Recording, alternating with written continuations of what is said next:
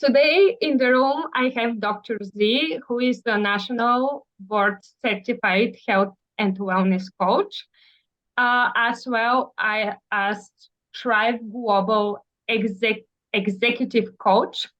And she helps individuals from diverse backgrounds overcome burnout and silent quitting so they can create a fulfilling and joyful life. She is a master coach.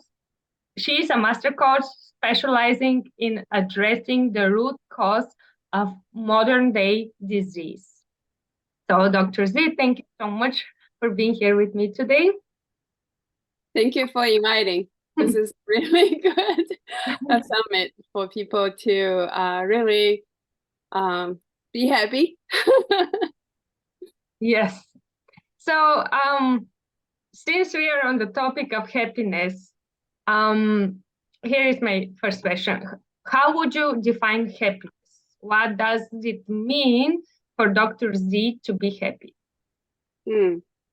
Yeah, it's interesting. Like, this is an ancient question. What is happiness and how can we be happy? And why, with all the society going forward with technologies advancing and education advancing, in everywhere we are advancing, but happiness doesn't seem going along with our advancement in human experience. And especially since the pandemic, we look around, people are getting less and less towards the opposite direction from happiness. So it's very good that you start this question again, and we really should pose to ask, what is happiness? What does happiness mean for me?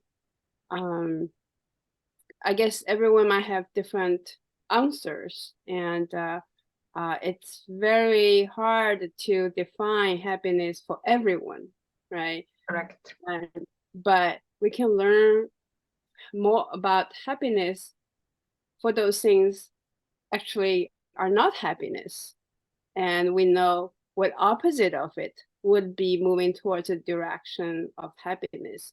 So for me, if I'm going through my day under stress and with a lot of anxiety, is definitely not a happy state. So a happy state would be opposite. If I wake up and is eager to moving in my day, that's a sign I'm moving towards happiness. If I going through my day without any stress, without worrying about anything, and really enjoy what I'm doing, and that's a state of happiness. So when I say a state, it's not exactly define what happiness is, but you are moving towards the direction of what happiness should be in your life, because it's the opposite of unhappiness.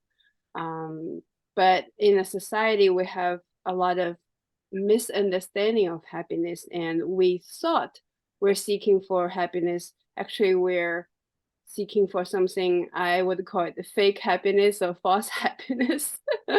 So unless we can distinguish what true happiness is from false happiness, and we can be really happy. Amazing. And how do you know that you are in this state of happiness?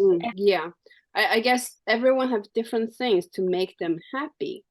But just to be really living a life of true happiness, one thing you have to know is sustainable happiness. Mm-hmm. So people can, like, we're entering the, holiday season. Yes. People can go shopping and going through the retail therapy and feel happy, right? And that kind of happiness is not sustainable or true happiness. It's a temporary pleasure.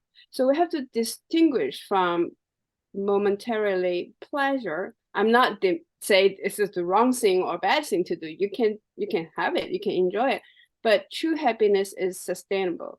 Like if you're not shopping, Yes. obtaining goods, if you're not doing particular thing to make you happy, you still can feel happy. That's true happiness. That's sustainable happiness. And so when I'm doing things I like, I'm reading and writing, and really brings me joy, is my entering the state of joy. And then you feel what joy or happiness feels like.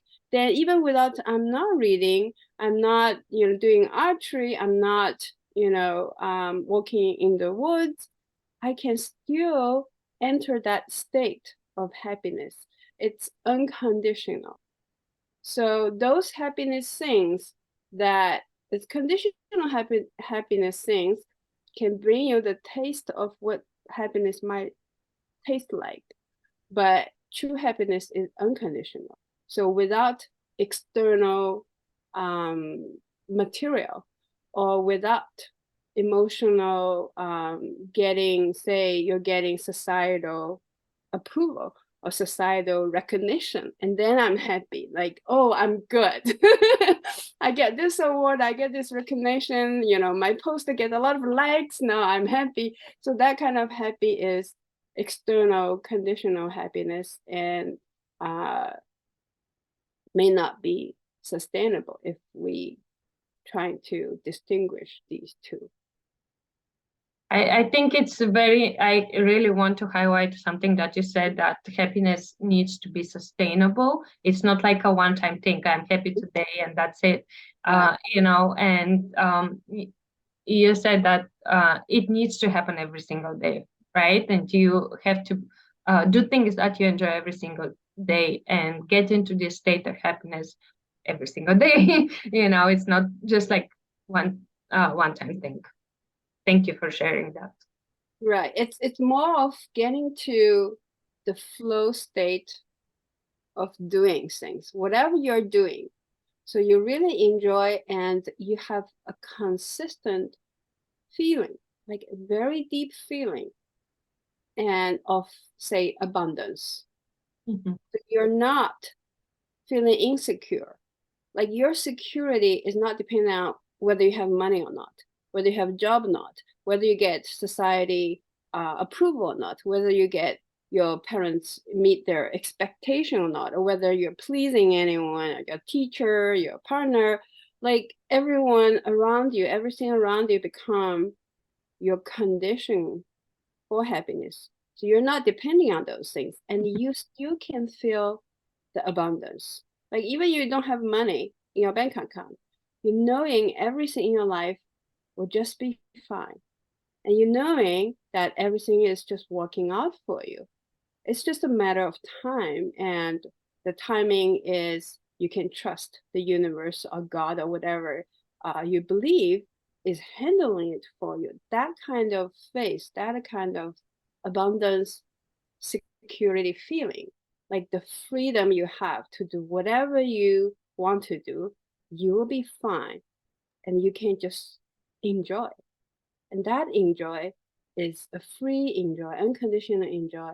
And that's the happiness state I was talking about. It's the flow state that you do not worry about Mm-hmm. anything. And let's say that we are going through a really difficult moment, or we feel sad, or we feel down, something's going on in our life and we don't feel abundant.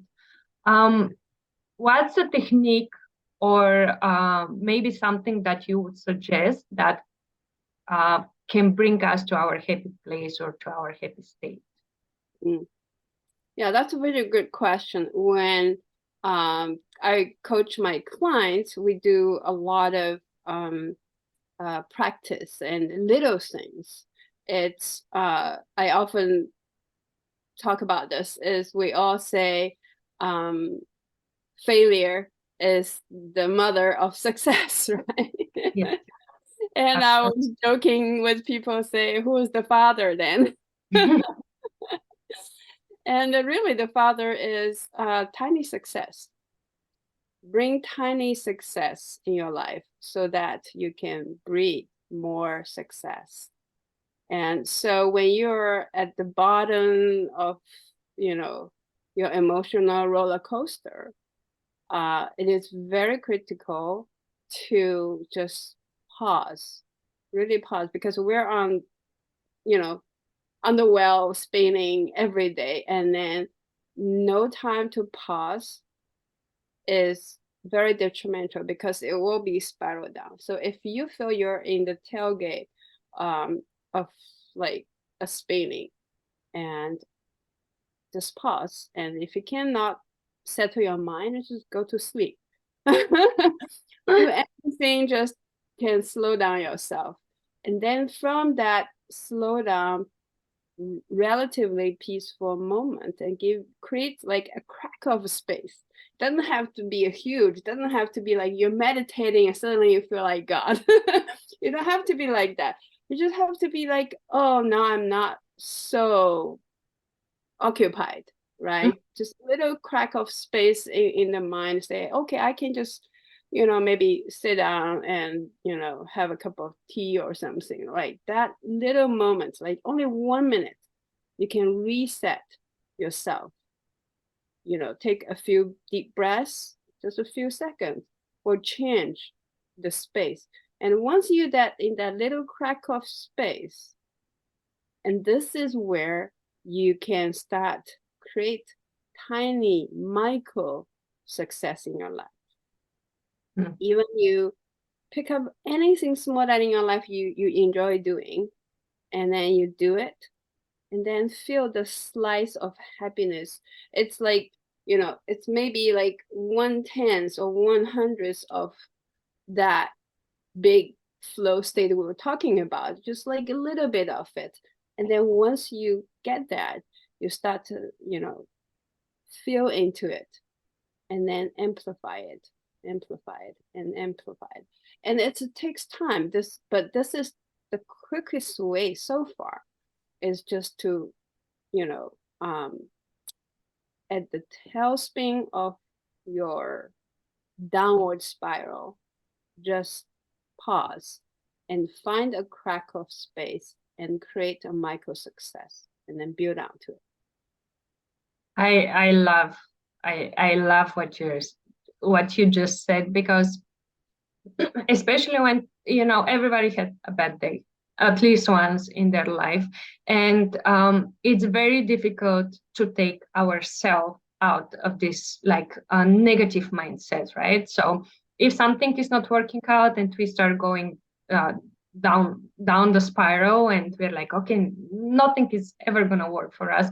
And I love how you said that at that moment we really need to pause, like I always say, okay, just go home and go to sleep, for example, just take your mind of thinking, and like take a rest, or do something that you enjoy, be lazy, watch TV, go for a walk, whatever it is, just to stop thinking about your problems or about your negativity or whatever is going on in your life. And it's exactly what you're saying, to pause, and find this spark, or find something to celebrate, because I'm sure that if you look very carefully, something good is happening in your life exactly at that moment. Yeah, exactly. And it doesn't have to be gigantic, just like few deep breaths and a minute of reset with anything small that it's easy for you and you really enjoy. There are always little things in our life you enjoy. You don't have to be like gigantically happy. You're just like, I really enjoy doing that. What happened in your life that you decided to become a coach?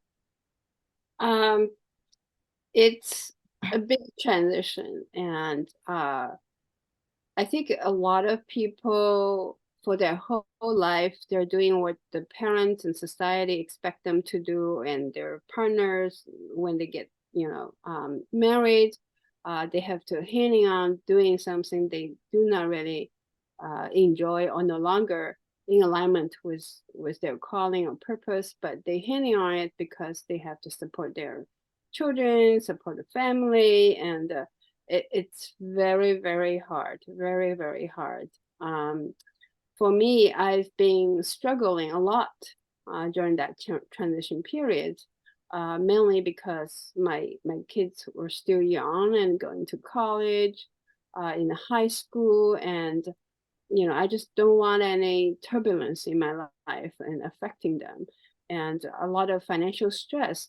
Pretty much during the transition, you will go through a lot of period that your money just like keep going out and going out and going out, right? And then you do a lot of training, you pay for your own tuition and get certification, and build your own business. It's a lot of output of investment of this.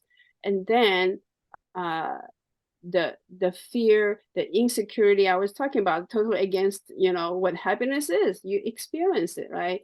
And then you insecurity about what am I going to do? I'm just spending all my savings to do this, and I do not have income yet, and there's nothing near I can see that replace my salary. So going all of this is very scary.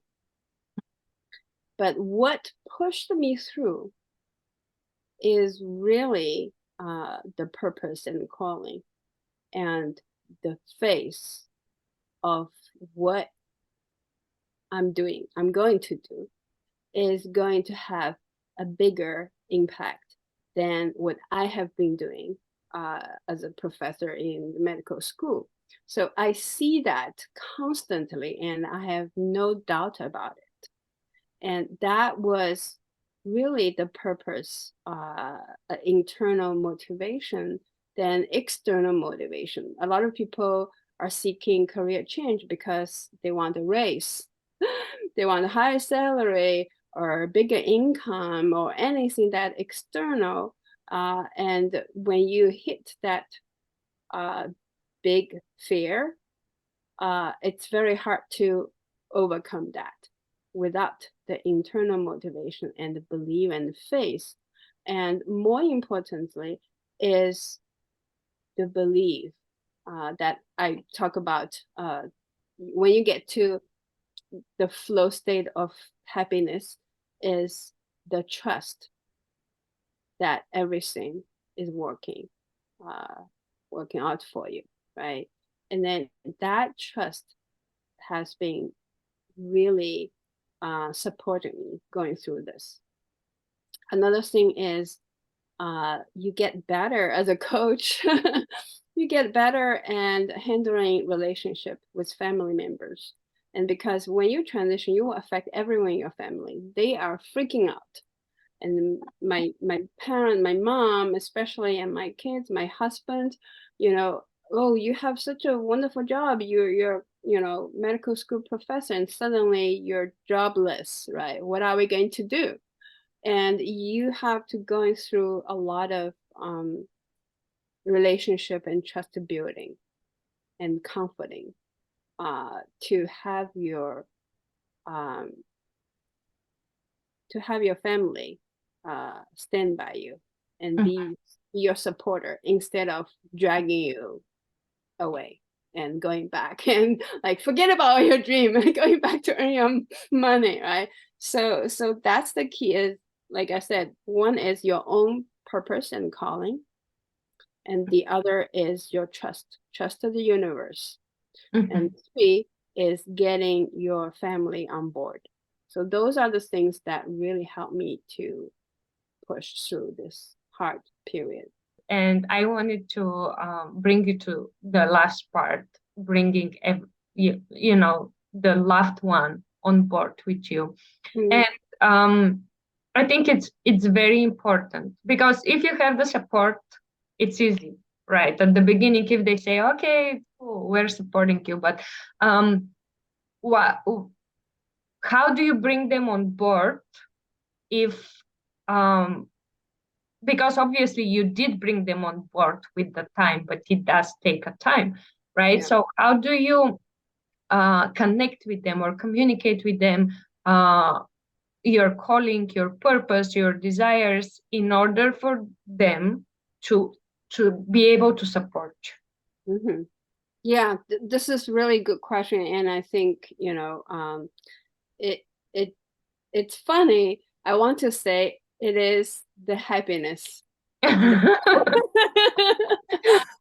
that you bring. So, your own happiness, even in the hardest moment in your life, if you can find your own happiness, the state of mind, the happiness mindset, right? And then if you can find it, it's a gift to your family because no one wants to be in a house with a anxious and stressful wife. near, near around you, right? And then no one wants to be near a stressful, anxious mom. So if you become happy, you're a happy wife, you're a happy mom. It is very, very easy to get your family on board. If you're stressed and angry and going through the hectic day, and they will say, look, mom, you're on the wrong track. Getting worse and worse. How can we support? Just go back. Even though that you think is bad, but this is the worst. So you want to really show them the way you're going forward will bring true happiness. And they would want their happiness too, right? And they will feel happy around you. And your energy vibration will be infectious.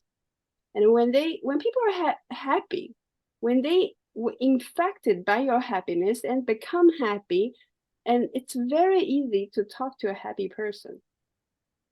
If you're asking for help, right? Ask a person who has a good day, I'm so happy. I would, help you whatever you want.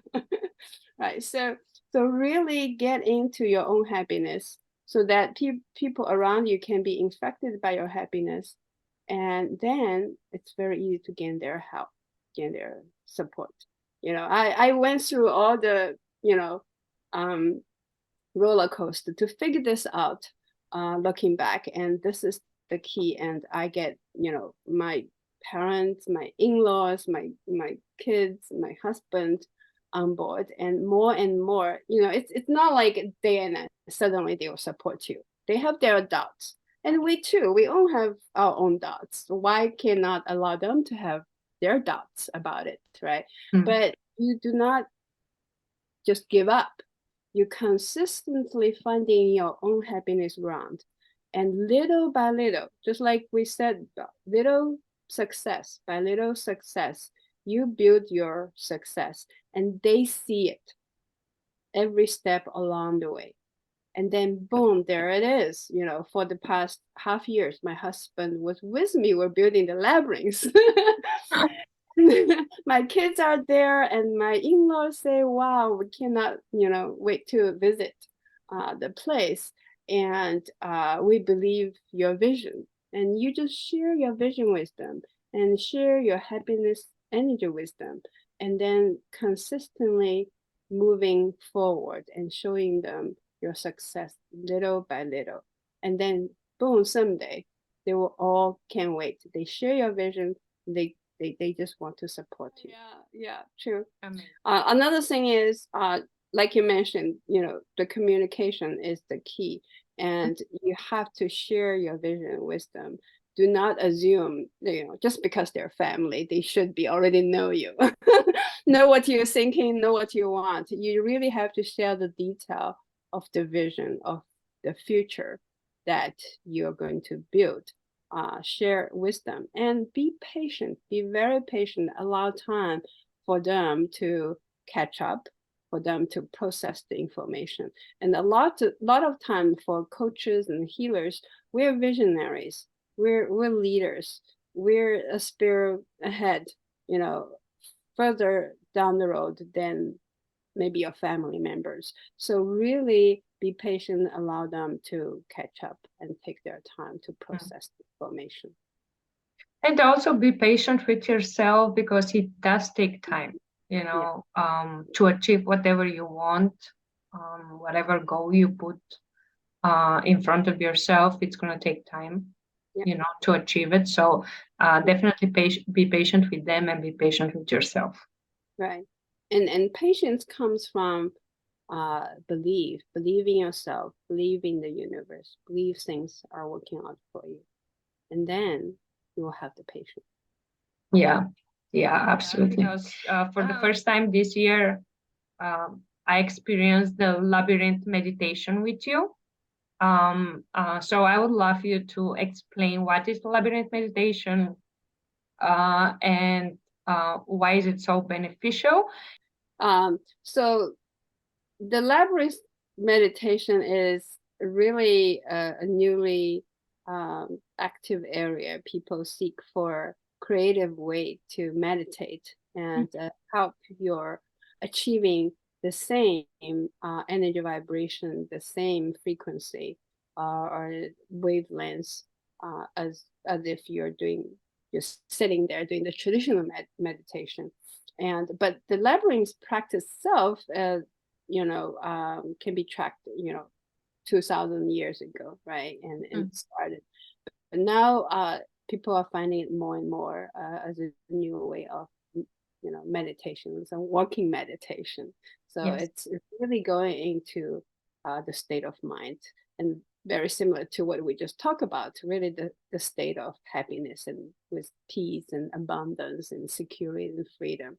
So it's really the process. It's very similar to what we coach people or finding happiness. Is the labyrinth itself is looking like a maze, but the difference between labyrinth and the maze is the maze have a lot of was designed to create obstacles, to create challenges and hardships for you to get lost. The more you get lost, the labyrinth like achieve their have the maze achieve its goal. But the labyrinth is the opposite. There is only one path. It may look different. It may look, it's winding different directions, but you cannot get lost. There is no obstacles. There is no challenges in the whole process. There is only one winding path to guide you towards the center of the labyrinth. So that's the main difference between labyrinth and the maze. And it's very much like true happiness and the suffering we're experiencing in life. We thought life is a maze because we cannot see where we're going and we cannot predict, what's the destination is going to be. But the labyrinth is actually the true happiness of life is you just enjoy the process without worrying about whether you made a mistake, you made a bad decision, your life is going sideways and you're going to be disastrous. Right. And but this maze is getting you think like that, all my life, I can't, like, what if I make this move was wrong? And in labyrinths, no matter how you move, you're always on your way towards your destination. So that brings the peaceful mind of the happiness and the trust of the process. But in the maze, in the what we think is the reality is like a chaos. You never know what's going to happen in the next move, right? So it's very stressful and scary, but labyrinth is really bring you the true state of happiness when you walk into the process. And the process itself, and as you experienced it, we can separate into different phases, right? And the first phase is you have to letting go all the fears and the worries and all the negative activity that we build up in our life. And during the process, the way you move into the center, you gradually letting go and letting go and letting go. And you become lighter and lighter and lighter. And then you become more spacious in your mind, in your body, and you can feel your body was tense before that. And then once you going along the way, entering it, you become more flexible, and you start to really not thinking about things, worrying about you, making you more anxious, you start noticing beautiful things around, right? And you start changing your mind, changing your body. By the time you enter the center, and we do a lot of meditation there, and that's the place you start to totally open up to receive the wisdom, the message, the answer you're seeking for, the solution to your problem, or just the happiness from higher self, from higher dimension, from universe or God, whatever you call it, that is greater than, us. And this is where you receive, the center of receive, with your openness, with your open mind. And that's a lot of meditation trying to achieve, is your open space in your mind and your heart, so you can receive. And then with that received information or joyful and happy state, we start going outward. And that's another phase. And in that outwardness is the best place to be the coming around, to make your decisions, make your move, make your action plan, returning to your life, right? And from that joyful, peaceful place, and come with the brilliant insight, the aha moment, and the solutions, brilliant answers and creations in your life that you bring home. That's the whole process of labyrinths. Are you going to organize another labyrinth meditation, like a walking meditation? Are you planning to do it again for the labyrinth day this year? Yeah, we'll definitely do it, because last time you did it, we haven't complete the whole thing, and now it's completed. It's really, really beautiful, and we definitely have, if you can, just come instead of doing the Zoom one, come physically to really feel it. It builds beautiful energy there. Where is the place? You recently opened your own retreat center in Maine, where you are bringing where you bring people to connect to nature for powerful healing through forest bathing, labyrinth walking meditation, outdoors tea ceremony, and etc. So congratulations first on opening your own retreat center. How did this dream came true for you? It's a long process, and really, I think it's similar to what you walk into the center of the labyrinth and start to download information. Suddenly you have like the calling, right? And then suddenly you realize, have the clarity and the impulse of doing something.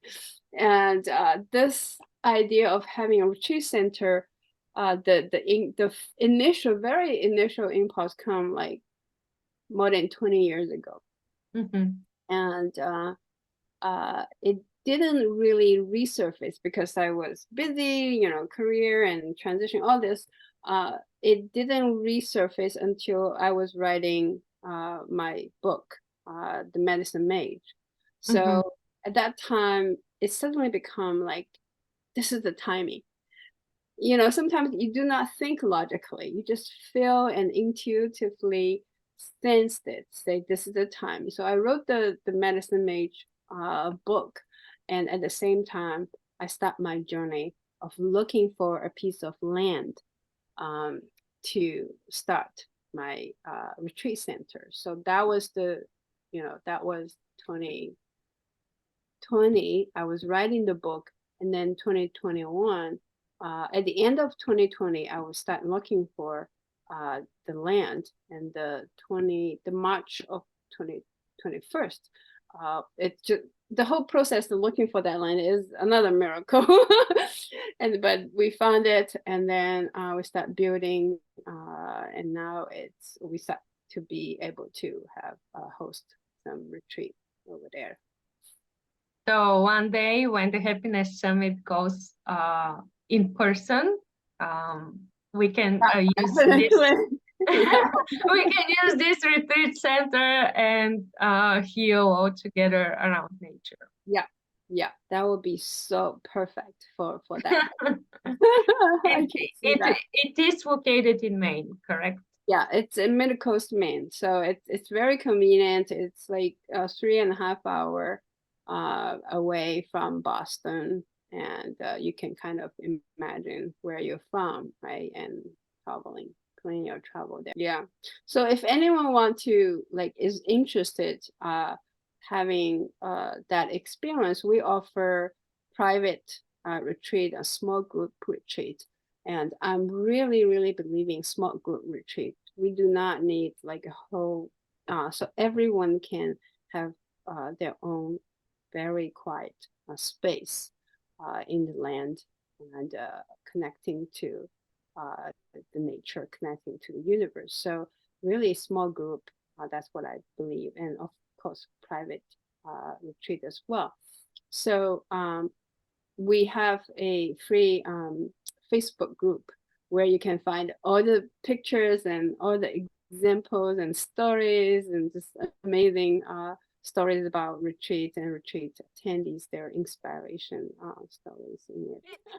You know, when you were sharing, I was like, oh my God, you're such a happy person, you know, because you do what you love and you have a good connection with your family, you know. You involve them with what you're doing. I remember seeing pictures of all your family helping you with the labyrinth, and you were sharing, okay, that's my goal, but all of them was there helping, you know, and that creates happiness, and that creates connection, and that creates, you know, what we are talking about, life, you know, memories, and Yeah, it's don't take amazing. me wrong. It doesn't happen overnight. There No, are it's many not. struggles before that that I didn't have pictures to show. You know, yeah, I understand that we make pictures and we show the good side, you know, Those are the but end part. yeah, that's the end product. Yeah, we don't You show know, you what's in the but at the same time, the fact that you involve them in your goal, because many times we are like so focused on our goal, and it's like a me against the world, right? Mm. And our friends, our family, people wants to help us. You know, they want to be involved. Uh, Oh, all the time, and sometimes we push them away, right? And we think, oh my God, that's my goal, I have to achieve it, it depends on me. Well, actually, you know, if you communicate with them and tell them what you want, or share with them, now you have like a partner in crime, you know, with you, and maybe they understand you, maybe they don't, maybe they understand you with the time, you know, but you're not alone in whatever you want to achieve, you know. yeah, yeah. And the give and take are mutual beneficial. You Mhm. let other people to help you. You're doing their a favor as well. Absolutely. Yes. Yeah. um I have one final question. What can make you laugh? You're already making me laugh. Sometimes I look at your picture, you're always laughing, and I look at your picture, I was like, I can't help laughing. So I'm doing a good job then. You are definitely doing a good job. You're the face of happiness laugh. Well, I'm gonna keep make you laughing. Okay. Yeah. Yeah, I love to see genuine happy face. Really lights up a lot. Whether it's on the social media or live, and people laugh less and less. You can see people like they start to the face getting longer and longer because they are so occupied in so many things and struggling in their life. Just bringing, laughs, like the images, you're always laughing, and really just it's infectious. Mhm. Yes, it is. Absolutely. So, Dr. Z, thank you for being here with me today. For everybody who is listening right now or watching us, where could they find you or keep in touch with you or stay connected to you, find more about your book, your retreat? How can they find you and where? The first place is go to the website, so where they can find about my books and my coaching and the retreat. Like most of the information is on the website. If they want to know me and know the place and get your information, do your study. So what's the website name? My business is called HOE. Stands for Heaven on Earth. It was another long story, but I just give you the answer, the secret of HOE, holisticwellness.com.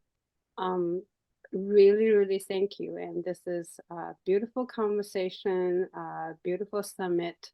And I wish you best luck in the summit and all the activities and events you're going to organize. And I really encourage people to participate in this type of events to feel your energy and all the healers and coaches positive energy, and that energy can help you to lift you up a little bit if you're struggling, and then at a little lifted ground you can see things very differently.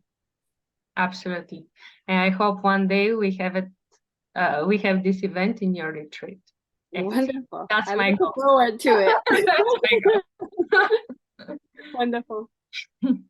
Thank you, Dr. Z. Thank you. Thank you so much.